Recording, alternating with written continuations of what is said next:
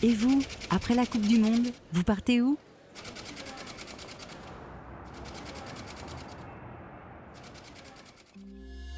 XL Airways, l'avion plus malin.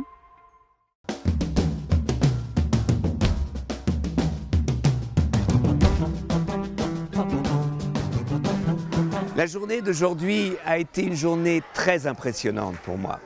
Le matin, on a été prendre Rai au Brésil, qui est quand même un des plus grands footballeurs des années 90. En France, on sait, tout le monde sait qu'il a joué à Paris Saint-Germain. Eh bien, Rai, quand il est revenu au Brésil, il a créé une fondation. Donc, il m'a amené à sa fondation. Et là, sa fondation, nous avons découvert quelque chose d'assez extraordinaire. Rai a toute une philosophie de la pédagogie et de l'éducation. Il dit qu'il faut aider les enfants à trouver leur autonomie.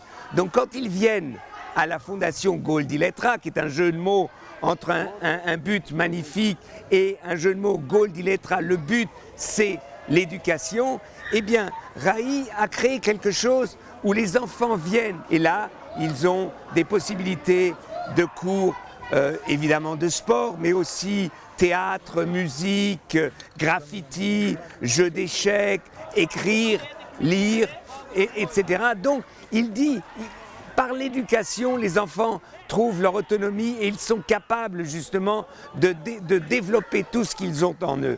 C'est quelque chose de très rare et cette pédagogie-là, eh bien, il l'applique ici à Gol di Lettra. Et je crois que comme c'est dans une favela et que même il a pris des parents, des enfants comme médiateurs sociaux, c'est-à-dire que dans 2 ans ils sont formés et ils sont des médiateurs dans la favela, donc dans le quartier.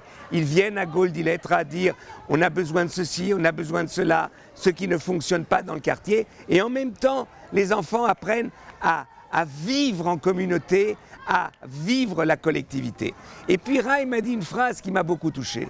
Il a dit « Je veux que ces enfants, qui sont quand même des enfants des quartiers les plus pauvres de Sao Paulo, eh bien, aient la même éducation, la même possibilité d'éducation que mes enfants, donc que ses enfants à lui. » Ça, j'ai trouvé très très beau.